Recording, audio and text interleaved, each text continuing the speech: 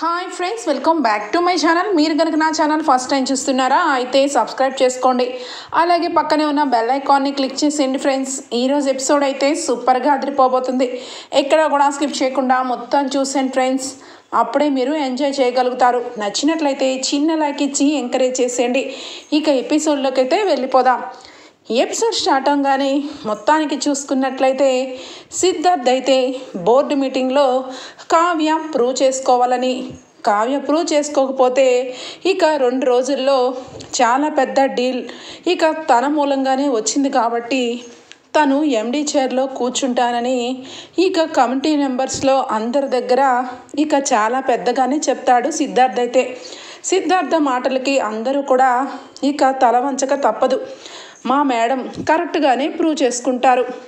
ఏ madam, మీరు తలుచుకుంటే ఎంతలోకి మీకు మీరే ప్రూవ్ చేసుకొని ఇక మీరే ఎప్పటికీ కూడా ఎండి స్థానంలో ఉండాలి అని చెప్పి అందరూ కూడా అంటారు. ఇక సిద్ధార్థ అన్న మాటలకి కావ్యకి చాలా భయం అనిపిస్తుంది. ఇదేంటి ఇప్పుడు ఈ సిద్ధార్థ ఇలాంటి మెలిక పెట్టాడు, ఇప్పుడు ఏ రకంగా ప్రూవ్ చేసుకోవాలి నేను అని చెప్పి కావ్య అయితే ఇక చాలా ప్రశ్నార్థకంగా మారిపోతుంది కావ్య ఆలోచన. ఇంతలోనే ఇక యామిని కాల్ చేస్తుంది. హలో కళావతి, ఏంటి ఆలోచిస్తున్నావా? నువ్వు ఇక అలాగే ఆలోచిస్తూ ఉండు. సిద్ధార్థ్ మెల్లమెల్లగా స్వరాజ్ గ్రూప్ ఆఫ్ కంపెనీ తనే హెడ్గా మారిపోతాడు. అప్పుడు నువ్వు అక్కడి నుంచి మీ పుట్టింటికి వెళ్ళిపోవాలి అని చెప్పి ఇక మాట్లాడుతూ ఉంటే కావ్యకి చాలా కోపం వచ్చి కాల్ కట్ చేస్తుంది. ఇక వెంటనే కూడా కావ్యకి ఏమీ అర్థం కాదు. అసలు ఇప్పుడు ఆ 200 కోట్ల ఆర్డర్ని ఏ రకంగా ప్రూవ్ చేసుకోవాలి? ఇక సిద్ధార్థ గురించి అంతా తెలిసే ఎంత ఈజీగా ఈ విషయంలో నేను ఎందుకు ఊరుకున్నాను?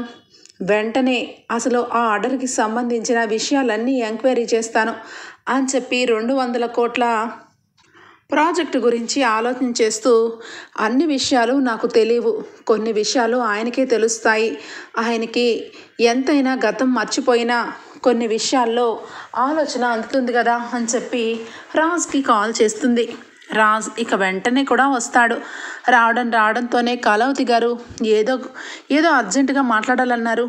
ఏ విషయం అండి చెప్పండి అనగానే ఇక వెంటనే రాజు 2 చేతులు పట్టుకొని ఏమండి రామ్ గారు, మీరు నాకు ఒక సమస్యని తీర్చాలి, సలహా అయినా ఇవ్వాలి అనగానే ఏంటో చెప్పండి, మీరేమీ టెన్షన్ పడద్దు, నేనున్నాను కదా మీకు అని చెప్పి అనగానే కావ్య చాలా ప్రేమగా చూస్తూ ఉంటుంది రాజ్ వంక. ఏంటో చెప్పండి అనగానే మా కంపెనీ విషయంలో ఒక పెద్ద సమస్య వచ్చిందండి.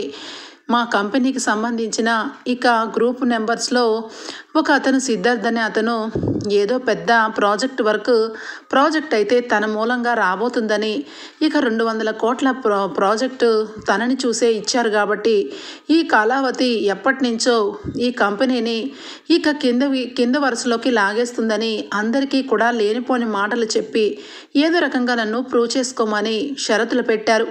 మనకి ఎన్ని రోజులు టైం లేదండి, 2 రోజులే టైము అని చెప్పి కావ్య చెప్పగానే ఓహో, ఇలాంటి విషయానికి కళావతి గారు భయపడతారా?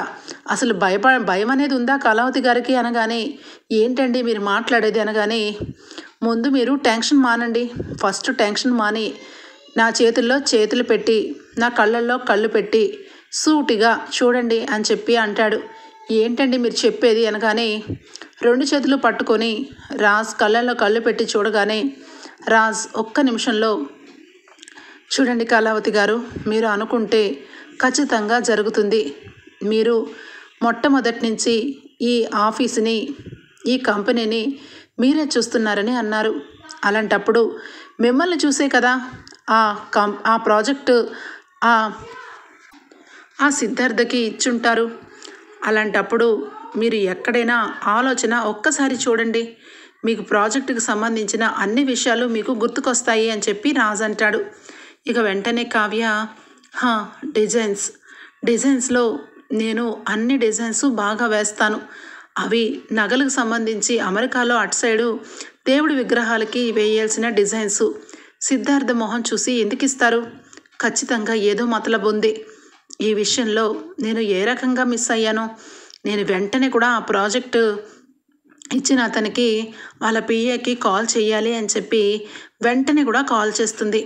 వెంటనే నమస్తే మేడం, మీరు ఇంత పెద్ద ప్రాజెక్టుని మీరు చేయగలుగుతారనే ధైర్యంతోనే సిద్ధార్థ్ గారు మీ గురించి చెప్పి మరి ఈ ప్రాజెక్టుని తీసుకున్నారు మేడం అని చెప్పి అంటాడు. ఒక్కసారిగా షాక్ అయిపోతుంది కావ్య. అంటే మీరు చెప్పేది అనగానే ఇంకా ఏముంది మేడం, మీరు శాంపిల్గా పంపించిన డిజైన్స్ సూపర్గా అదిరిపోయినాయి. ఆ డిజైన్స్ చూసి మా ఎండి సార్ ఖచ్చితంగా అమెరికా అటు సైడు మన దేవాలయాలు ఉన్నాయి కదా, అక్కడ మనకు సంబంధించిన నగలని అక్కడ దేవుళ్ళకి ప్రతిష్ఠించినప్పుడు వేయాలని విగ్రహాలని అన్నీ కూడా చాలా బాగా గీసిన మీరు మీ కంపెనీకి సంబంధించిన ప్రాజెక్టు మీకే రావాలని ఇక సిద్ధార్థకి అయితే ఈ ప్రాజెక్ట్ వరకు అప్పచెప్పడం అయింది అని చెప్పి అనగానే ఇక వెంటనే కావ్య అంటే సిద్ధార్థ్ నా పేరు చెప్పుకొని నా డిజైన్స్ చూపించుకొని ఈ ప్రాజెక్టు తనకే వచ్చిందని ప్రూవ్ చేస్తున్నాడు. కానీ ఇది నేను అందరి ముందు ప్రూవ్ చేయాల్సిన విషయం. అంటే మీరు సిద్ధార్థం సార్ మీరందరూ కలిసి ఒకటే గ్రూప్ మెంబర్స్ కదా మేడం, అందుకే అంత ఈజీగా సిద్ధార్థ్ సార్కి ఇవ్వడం జరిగింది అనగానే ఇక వెంటనే కావ్య నాకు చిన్న హెల్ప్ చేయాలి, మీరు నా డిజైన్స్ చూసే మీరు ఆ ప్రాజెక్ట్ వరకు ఇచ్చారు కాబట్టి ఇప్పుడు ఒక లైవ్ డెమోలో మీరందరూ కూడా కంపెనీకి సంబంధించిన వాళ్ళందరినీ లైవ్ డెమో ఇస్తారనుకుంటా అనగానే ఎస్ మేడం ఖచ్చితంగా ఇస్తాం, ఎందుకంటే ప్రత్యేకంగా అందరికీ కొన్ని విషయాల్లో ఏవైనా హెచ్చు తగ్గులు ఉంటాయి. మీ డెమోని చూపించడం కోసం ఇక కరెక్ట్గా రేపటి కల్లా మీ అంతలో మీరే కాల్ చేశారు కాబట్టి స్వయంగా మీరే వచ్చి మీరు ప్రూవ్ చేసుకోవచ్చు మేడం అని చెప్పి అనగానే ఒక్కసారిగా కావ్య హ్యాపీగా ఫీల్ అవుతుంది. సరేనని చెప్పి ఇక ఫోన్ పెట్టేస్తుంది. ఈ విషయాలేమీ సిద్ధార్థ్ ఎవ్వరికీ కూడా చర్చించకుండా కావ్య డిజైన్స్ని ఇక దొంగతనం చేసి అక్కడ సబ్మిట్ చేసి ఆ ప్రాజెక్ట్ వర్క్ని తనకంటూ దక్కించుకున్నాడు. ఇక లైవ్ డెమోలో ఏదో ఒకటి చేసి కావ్య డిజైన్స్ని అక్కడ మళ్ళా చూపించడం కోసం ఇక అక్కడ ముందుగానే మాట తీసుకోవడం ఇవన్నీ విషయాలు తెలుసుకుంటుంది కావ్య. ఇక వెంటనే కూడా రాజ్ అయితే చూసారా కళావతి గారు, మీరు అనవసరంగా టెన్షన్ పడ్డారు. ఇప్పుడు లైవ్ డెమోలో మీకంటూ మీరు ప్రూవ్ చేసుకోవాలని ఆ సిద్ధార్థ అన్నారు కదా, ఇప్పుడు నిజంగానే ప్రూవ్ చేసుకోండి. అది మీ డిజైన్స్ చూసి వచ్చిన ప్రాజెక్ట్, అది మీకు సంబంధించిన ప్రాజెక్ట్. అంతమంది ముందు మిమ్మల్ని తక్కువగా అంచనా వేసిన వ్యక్తికి చెంపదెబ్బ కొట్టినట్టుగా అక్కడే సమాధానం చెప్పండి అనగానే చాలా చాలా థ్యాంక్స్ రామ్ గారు, నిజంగా మీరు నాకు చాలా పెద్ద సహాయం చేశారనగానే ఈ సహాయానికి ఏంటండి, ఏమీ పర్వాలేదు, ఇప్పటికైనా నా మాట వింటారా నా మనసులో మాట అనగానే ఒక్కసారిగా కావ్య సిగ్గుతో తలదించుకొని ఉంటుంది. చూడండి కళావతి గారు, నా మనసులో ఉన్న మాటలు బయటికి రావట్లేదు తప్ప నేను ఏం మాట్లాడతానో మీకు తెలుసు, మీ కళ్ళల్లోనే తెలిసిపోతుందండి నేను మీకు ఏం చెప్పాలనుకుంటున్నానో అని చెప్పి అంటాడు. ఇక కావ్య అయితే ఏమి మాట్లాడదు, అయినా కూడా నా మనసులో ఉన్న మాటలు మీకు చెప్పాలి అని చెప్పి ఇక వెంటనే రాజు అయితే గ్రీటింగ్ కార్డుని తీసి కావ్య చేతిలో పెడతాడు. ఇది మీరు ఎవ్వరూ లేని టైంలో ఇంటికి వెళ్ళి చూసుకోండి కళావతి గారు, మీరు బదులు వెంటనే కూడా నాకు రిప్లై చెయ్యాలి అని చెప్పి రాజు అంటాడు. ఇక వెంటనే కావ్య సిగ్గుతో అది తీసుకొని లోపల పెట్టుకుంటుంది హ్యాండ్ బ్యాగ్లో. ఇక అక్కడి నుంచి ఇంటికైతే వస్తుంది. ఇక సిద్ధార్థకి కాల్ చేస్తుంది యామిని. ఏంటి ఏమైంది, ఆ కావ్య చాలా పాపం టెన్షన్లో ఉన్నట్టుంది అనగానే అవును మేడం, మీరు చెప్పినట్టుగానే నేను ఇక అందరి ముందు ఆ కావ్యకి చాలా పెద్ద సమస్యలో పడేశాను. ఇప్పుడు తనకంటూ ప్రూవ్ చేసుకోవడానికి ఏముంటుంది, అందుకే ఇక ఎల్లుండి తను ఇక దిగిపోతుంది. నేను ఆ ఎండి చైర్ని నేను సంపాదించుకోబోతున్నాను. ఇక దుగ్గిరాల స్వరాజ్యం మొత్తం కూడా నా చేతుల్లో ఉంటుంది మేడం, ఈ విషయంలో మీకు ఎలాంటి హెల్ప్ చేయమన్నా చేస్తాను అని చెప్పనగానే పర్వాలేదు, నువ్వు నాకు ఏ సహాయం చేయనవసరం లేదు, ఆ కావ్య ఆ చైర్లోంచి వెళ్ళిపోయేటప్పుడు ఒక్క ఫోన్ చెయ్యి, నేను వచ్చి కళ్ళారా చూసి వీక్షిస్తాను అని చెప్పి అనగానే సరే మేడం అని చెప్పి ఫోన్ పెట్టేస్తాడు. ఇక రాజ్ కూడా ఇంటికి రావటం జరిగిపోతుంది. ఇక రాజ్ అయితే ఎప్పుడెప్పుడు కావ్య మెసేజ్ చేస్తుందా అని చెప్పి చూస్తూ ఉండగానే కావ్య ఇంటికి వెళ్ళి హ్యాపీగా గ్రీటింగ్ కార్డ్ని ఓపెన్ చేసి చూస్తుంది. డియర్ కళావతి గారు, మీరంటే నాకు చాలా ఇష్టం. మిమ్మల్ని చూసినప్పటి నుంచి మీ ప్రేమలో పడిపోయాను. ఈ విషయంలో మీకు నిజంగా ఏ అభ్యంతరము లేకపోతే మిమ్మల్ని పెళ్లి చేసుకోవాలనుకుంటున్నాను. మీ బదులు నాకు చెప్పండి అని చెప్పి అందులో ఉంటుంది. ఇక వెంటనే ఇందిరాదేవి అలాగే అపర్ణ ఇద్దరు కూడా వచ్చి, నా కొడుకు ఎంత పద్ధతి కలవాడు. ఈ రోజుల్లో అన్నా అన్న మనుషుల్ని తీసుకొని ఎగరేసుకొని వెళ్ళిపోయే రోజులు, అలాంటిది ఎంత పద్ధతిగా రాశాడో అనగానే, వాడు నా మనవడు అపర్ణ, వాడు ఎంతైనా గతం మర్చిపోయినా వాడి పద్ధతి మర్చిపోలేదు అని చెప్పి ఇక అనుకుంటూ, ఇంకా ఆలస్యం చేస్తావే, ఇప్పుడే మెసేజ్ పంపించు అనగానే, ఆగండి ఆయన ఇంత చక్కగా పంపించినప్పుడు చిన్న మెసేజ్ పంపించి ఆయనని ఆ ఆనందాన్ని నేను కూడా చూడాలి కదా నానమ్మ. రేపు చిన్న డెమో ఉంది, అందరి ముందు ఆ డెమో ఫినిష్ చేసి ఆ ఆర్డర్స్ అక్కడ ఉన్న ప్రాజెక్ట్ వర్క్ నాకే అప్పచెప్పి అందరి ముందు దర్జాగా ఆయన్ని చైర్లో తీసుకెళ్ళి కూర్చోబెట్టబోతున్నాను నానమ్మ అనగానే, ఏం చేస్తున్నావు కావ్య అని చెప్పి అపర్ణ అంటుంది. ఏం చేస్తానో రేపు తెలుస్తుంది అత్తయ్య అని చెప్పి ఇక కావ్య అయితే ఇక సస్పెన్స్ అయితే పెడుతుంది. ఇక వెంటనే కూడా ఇక నెక్స్ట్ డే మార్నింగ్ అవుతుంది. సుభాష్, ప్రకాశం వీళ్ళందరూ కూడా చాలా బాధపడతారు. అమ్మ కావ్య, ఇక ఈరోజు నీకంటూ ప్రూవ్ చేసుకోవడానికి ఏముంది చెప్పు. వాళ్ళు కావాలనే ఆ సిద్ధార్థ ఆ రకంగా ప్రయత్నం చేశాడు. ఇప్పుడు మనం ఉన్న పరిస్థితుల్లో ఏమీ చేయలేము. వాడు ఈ కంపెనీకి సంబంధించిన బాధ్యతలన్నీ చేజిక్కించుకుంటాడు అనగానే, అయ్యో మామయ్య గారు, మీరు కంగారు పడద్దు. ఈ కంపెనీ బాధ్యతలు ఎవరి చేతుల్లో పెడితే బాగుంటుందో వాళ్ళ చేతుల్లోనే పెట్టదలుచుకుంటున్నాను అని చెప్పి అనగానే ఇక సుభాష్కి ఏమీ అర్థం కాదు. ఇక మొత్తానికైతే కావ్య లైవ్ డెమో ఇవ్వడం కోసం ఇక అక్కడికి బయలుదేరుతుంది. సిద్ధార్థ ఈ సంగతి కావ్యకి తెలియదు కాబట్టి ఇక కావ్య వేసిన డిజైన్సే 2-3 డిజైన్స్ని పెట్టుకొని యామినికి చెప్తాడు. ఈరోజు కావ్య మేడం వేసిన డిజైన్స్ నేను అక్కడ ఇచ్చేసి ఆ ప్రాజెక్టు మా కంపెనీకి వచ్చేలాగా ఆర్డర్ తెచ్చుకొని ఇది నేను గ్రూప్ మీటింగ్లో సబ్మిట్ చేస్తాను, అప్పుడు కావ్యని ఇక పంపించేస్తారు మేడం అనగానే, అవునా, అలాంటప్పుడు లైవ్ డెమోకి నేను కూడా వస్తాను పదండి అని చెప్పి ఇక యామిని కూడా సిద్ధార్థ వచ్చే మీటింగ్కి వస్తుంది. రాజ్ ఇక వెంటనే కూడా కావ్యకి ఆల్ ది బెస్ట్ చెప్తాడు. ఆల్ ది బెస్ట్ చెప్పి, కళావతి గారు నేను కూడా మీతో రావచ్చా అనగానే, రావచ్చు, కానీ చిన్న విషయం, మీరు లోపలికి రాకూడదు, నేను కొన్ని విషయాల్లో అక్కడ ఒంటరిగానే ఉండాలి అని చెప్పి అందరూ చూసిన రాజుని చూసి గుర్తుపట్టి ఇక అన్ని లేనిపోని సమస్యలు ఎదురవుతాయని రాజుని రావద్దని చెప్తుంది. సరే కళావతి గారు, మీ గురించి నేను కారులోనే వెయిట్ చేస్తాను, ఇక మీరు లోపలికి వెళ్ళి మీరు సాధించుకొని రావాలి అని చెప్పి రాజు అయితే కావ్యని పంపిస్తాడు. కావ్య లోపలికి వెళ్ళి ఆల్రెడీ ఇక తన డిజైన్స్ని అయితే సబ్మిట్ చేసి ఇక ఎవరికీ తెలియకుండా ఒక రూమ్లో అయితే కూర్చుంటుంది. ఇక అప్పుడు సిద్ధార్థ్ కూడా వస్తాడు. సిద్ధార్థ వచ్చి కావ్య డిజైన్స్ని సబ్మిట్ చేస్తూ ఉంటే అక్కడ ఉన్న పిఏ, సార్ ఇవి కాదు సార్, మీరంటూ కొన్ని డిజైన్స్ని ఇక్కడికిక్కడే లైవ్ డెమో ఇవ్వాలి, అది మీరు మర్చిపోయినట్టున్నారు అనగానే, అదేంటి, ఆల్రెడీ ప్రాజెక్టు నాకే ఇస్తానన్నారు కదా, డిజైన్స్ ఓకే కదా అనగానే, ఓకే సార్, కానీ అంతకంటే న్యూ డిజైన్స్ ఇంకా పెద్ద పెద్ద కంపెనీలు మాకు ఇస్తున్నాయి, అలాంటప్పుడు మీరు కూడా డిజైన్స్ వేస్తే ఎలాగో కళావతి గారు మీ కంపెనీలో పార్ట్నరే కాబట్టి మీకే ఇస్తాము, కానీ ఇప్పుడు డిజైన్ అయితే మీరు వేయాలి సార్, మీరు కూడా ఆ కంపెనీలో గ్రూప్ ఆఫ్ నెంబర్ కదా అనగానే ఇక ఒక్కసారిగా దిమ్మ తిరిగిపోతుంది సిద్ధార్థకి. అది ఎలాగా అని చెప్పి ఏదో ఇక తనకు వచ్చిన డిజైన్ అయితే వేస్తాడు. ఇక మొత్తానికైతే చాలా టెన్షన్తో సిద్ధార్థ్ అయితే బయటకి వచ్చి కూర్చుంటాడు. అందరి ముందు ఇక డెమోలన్నీ కూడా చూసి కావ్య మేడంకి డిజైన్స్లో పట్టుదల ఉంది. ఈ సిద్ధార్థ్ కావ్య మేడంకి తెలియకుండా కావ్య మేడం స్థానాన్ని కొట్టేద్దాం అనుకుంటున్నాడు అని చెప్పి మెయిన్ ఎండీకి అయితే చెప్తాడు. ఇక వెంటనే అక్కడ డిజైన్స్, ఆ అమెరికాలో ఆ ఆర్డర్స్ అన్నీ కూడా అక్కడ ఉన్న దుగ్గిరాల స్వరాజ్ గారు వాళ్ళ వైఫ్ కళావతి గారిని చూసే ఆ ప్రాజెక్ట్ వరకు మేము ఓకే చేస్తాం, కానీ వీడు మధ్యలో ఈ రకంగా చేస్తాడని ఊహించలేదు అని చెప్పి కావ్యకి పిలిచి పర్సనల్గా సారీ చెప్పి, మరి ఇదిగోండి మేడం, వీటికి సంబంధించిన ప్రాజెక్టుకు సంబంధించిన అన్ని ఆర్డర్స్ మీరే చెయ్యాలి, మీరు మీ భర్త గారే చెయ్యాలి అని చెప్పి ఇవ్వగానే కావ్య చాలా సంతోషపడుతుంది.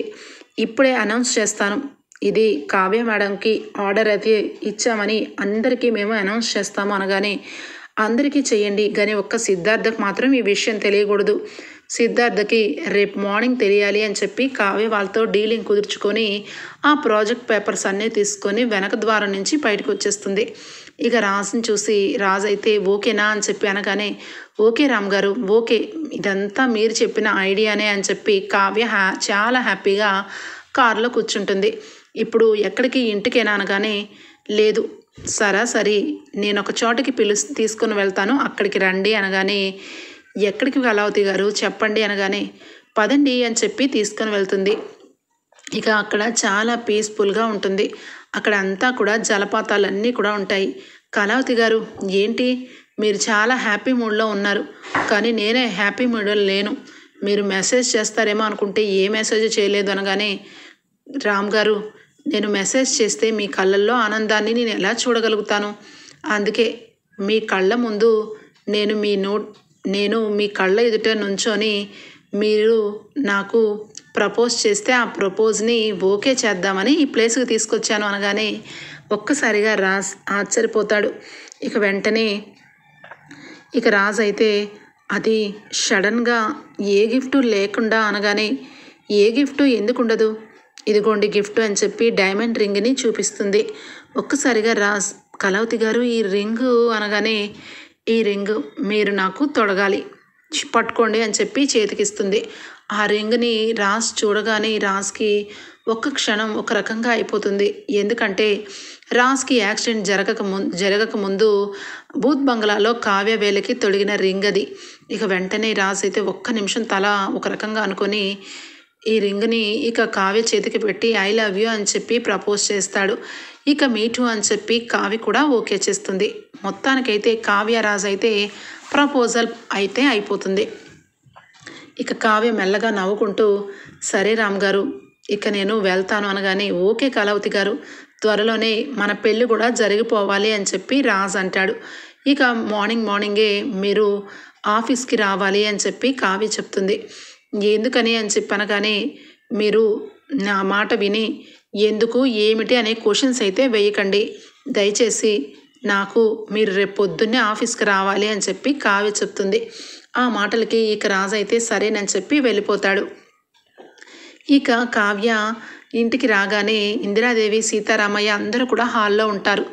కావ్య ఈరోజు ఇక ఏదో మెరాకిల్ జరిగింది, సిద్ధార్థ్ అయితే ఇక ఏ మాటకి దేనికి రెస్పాన్స్ లేదంట, ఇప్పుడే ఆఫీస్ నుండి కాల్ వచ్చింది, రేపు పొద్దున్న అందరి ముందు సిద్ధార్థ నువ్వు వాడంతలో వాడే తప్పుకుంటాడేమో అనిపిస్తుందమ్మా అనగానే లేదు మావయ్య రేపు వాడంతకు వాడే తప్పుకోడు, వాడికి ఎక్కడో హోప్స్ ఉంటుంది, ఖచ్చితంగా రేపు నన్ను తొలగించడం కోసం వాడు రేపు ప్రిపేర్ అయి వస్తాడు, కాబట్టి వాడి ఆటలు చల్లవు మావయ్య గారు అనగానే ఏమిటమ్మా నీకు ధైర్యం అనగానే మీ అబ్బాయి గారే నా ధైర్యం మావయ్య అనగానే ఒక్కసారిగా అందరూ షాక్ అయిపోతారు.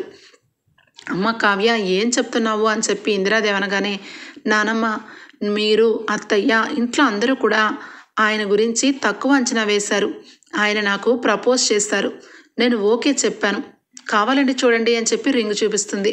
అందరూ హ్యాపీగా ఫీల్ అవుతారు. నిజంగా నా కావ్య అనగానే అవును, ఇక త్వరలోనే ముహూర్తాలు కూడా పెట్టించాలని ఆయనకంతలా ఆయనే అన్నారు, ఇక త్వరలోనే ఆయన ఇంటికి రావటం ఖాయం, కానీ మావయ్య గారు మీరు ఒక విషయం చెయ్యాలి అనగానే ఏం చేయాలమ్మా చెప్పు అనగానే మీరు ఎండి స్థానంలో నా పేరు రాశారు కదా, నా పేరుకు బదులు మీ అబ్బాయి పేరే తిరిగి మళ్ళా అందరి ముందు అనౌన్స్ చేయాలి మావయ్య గారు అనగానే అదేంటమ్మా వాడికి గతం గుర్తులేదు కదా, వాడు ఒప్పుకుంటారా అనగానే రాజ్ ఆయన ఒప్పుకుంటారు, ఎందుకంటే ఆయన నన్ను పెళ్లి చేసుకోవాలనుకుంటున్నారు, అలాంటప్పుడు ఆయన ఈ ఇంటికి మానవుడే కదా అవుతారు, అలాంటప్పుడు వీటికి సంబంధించిందంతా ఆయన చూసుకోవాలి కదా, అదంతా నాకు వదిలేండి మావయ్య గారు అనగానే సీతారామయ్య చాలా మంచి ఐడియా చేశావమ్మా, రాజ్ ఎప్పటికీ కూడా ఈ ఇంటి మనవడే, ముఖ్యంగా దుగ్గిరాల వారసుడంటే వాడే, అలాంటప్పుడు వాడి పేరు వాడికే అనౌన్స్ చేస్తే తప్పే ఉందిరా సుభాష్ అనగానే, వాడికి గతం గుర్తులేదు కదా, వాడు ఆఫీస్ని ఎలా డీల్ చేస్తాడు కావ్య అనగానే, ఆయనంతలా ఆయనే ప్రతి ఒక్క విషయంలో ఇన్వాల్వ్ అయ్యి ప్రతి ఒక్క విషయంలో ఆయన గతాన్ని ఆయనే వెతుక్కుంటూ ఆయన గతాన్ని గుర్తు చేసుకుంటారు మావయ్య, మీరేమి టెన్షన్ పడద్దు అని చెప్పి అంటుంది. ఇక వెమ్మటే కూడా ఇంట్లో అందరూ సంతోషపడతారు. ఇక నెక్స్ట్ డే మార్నింగే ఆఫీస్ మీటింగ్ అయితే ఇక స్టార్ట్ అయిపోతుంది. ఇక సిద్ధార్థ్ అయితే ఫుల్ కాన్ఫిడెన్స్గా ఉంటాడు. ఇక ప్రాజెక్ట్ వర్క్ని ఇక నాకే ఇస్తారు. ఈరోజు ఎర్లీ మార్నింగ్ ఈ అడ్రస్కి 10:30 కల్లా వస్తానన్నాడు. నా డిజైన్స్ చూసి ఇక ఖచ్చితంగా నాకే ఓటు వేసుంటారు. ఇక నేను ఇక్కడ గెలవడం ఖాయం, ఈ కావ్యని ఇక సీటు నుంచి దింపేయడం ఖాయం అని చెప్పి వెంటనే యామినికి కాల్ చేస్తాడు. యామిని సరేనని చెప్పి బయలుదేరుతుంది. ఇక కావ్య అయితే చాలా కాన్ఫిడెన్స్గా ఇక మొత్తానికి ఆఫీస్కి బయలుదేరుతుంది. ఇక వెంటనే అప్పుకి కాల్ చేసి పెడుతుంది. అప్పు, నేను చెప్పిందంతా విన్నావు కదా అనగానే, మొత్తం విన్నానక్క, ఇక్కడ రెడీగానే ఉన్నాను, వెంటనే వస్తానక్క అని చెప్పి అంటుంది. ఇక వెంటనే కావ్య చాలా ఆనందంగా ఇక అక్కడికైతే వస్తుంది. ఇక వెంటనే కూడా రాజ్ కూడా వస్తాడు. రాజుని తీసుకొని యామినినే వస్తుంది.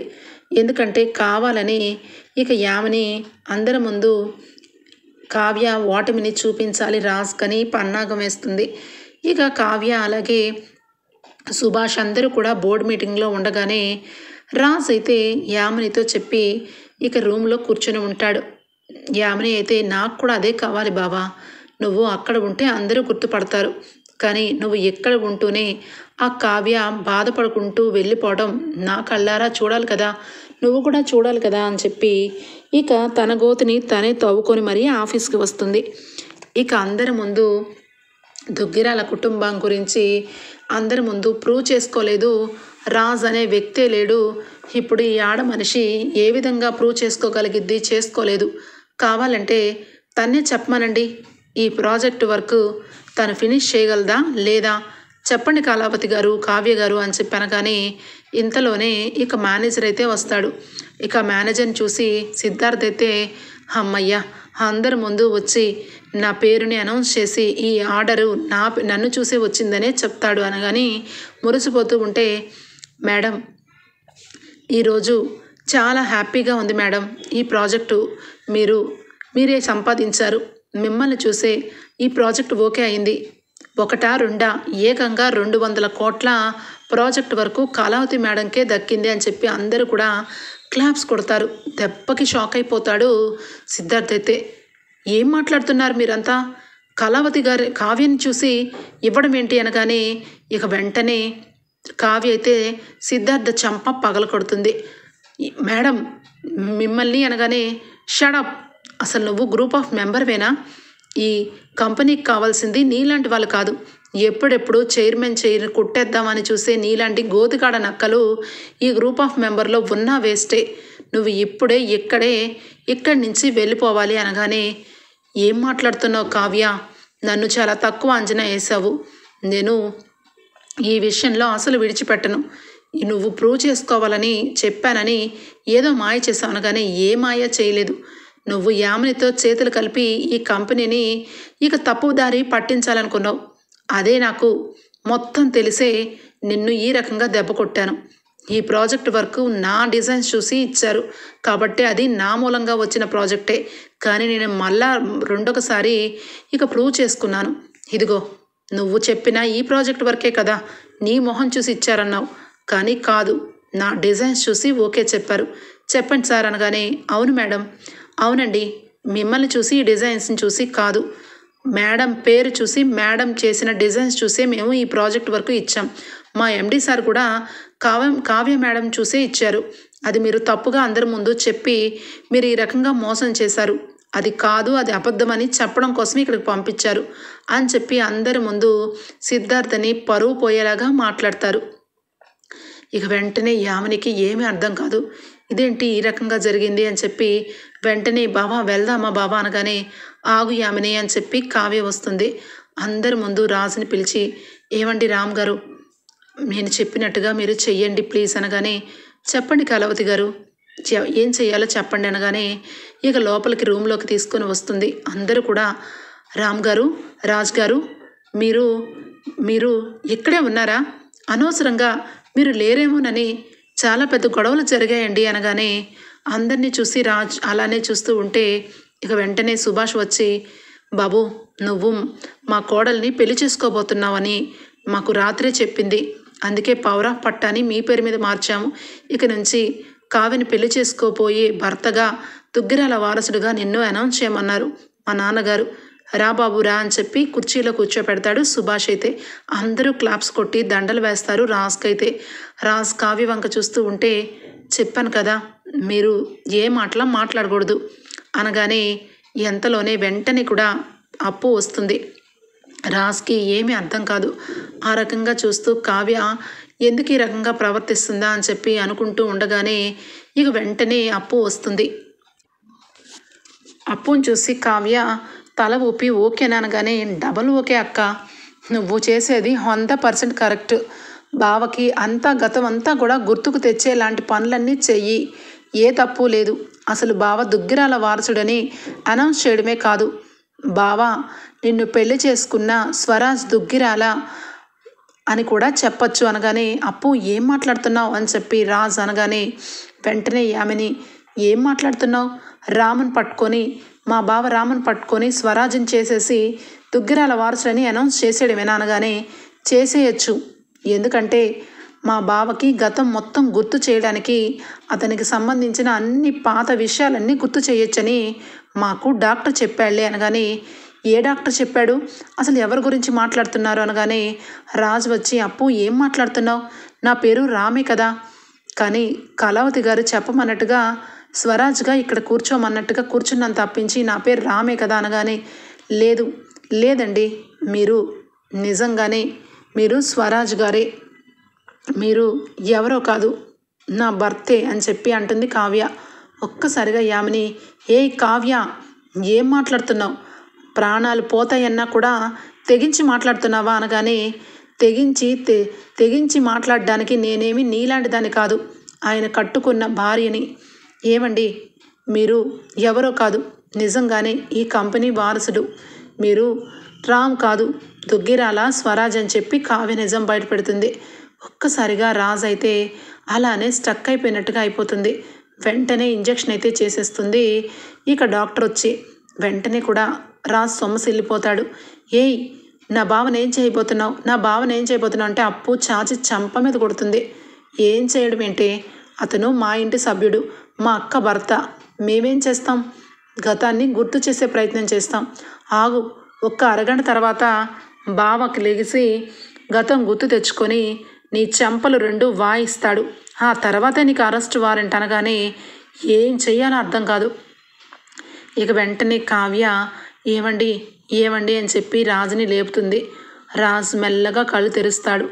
నేను చెప్పాను కదమ్మా ఆయనకి ఏమీ కాదు, ఆయన నిన్ను గుర్తుపడతాడు, గుర్తుపట్టకపోయినా పర్వాలేదు, కానీ ఆయన గుర్తుపట్టడానికి 99% అయితే చాలా వరకు ఇక్కడ జరిగినవన్నీ కూడా ఆయనకు గుర్తు తెస్తుంది అనగానే రాజ్ కళ్ళు తెరవగానే కావి కనబడుతుంది, సుభాష్ కనబడతాడు. ఇద్దరిని చూసి ఇక అలానే దగ్గరకు వస్తూ ఉంటే లోపల దండం పెట్టుకుంటూ ఉంటుంది కావ్య. ఇక వెంటనే యామిని బావా అనగానే పక్కకు తిరిగి చూస్తాడు.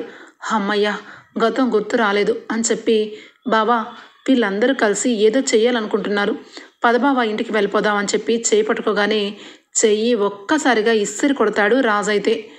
బావా అనగానే చంప చెళ్ళుమని వాయిస్తాడు. బావా ఏంటి అనగానే 2వ చెంప వాయిస్తాడు.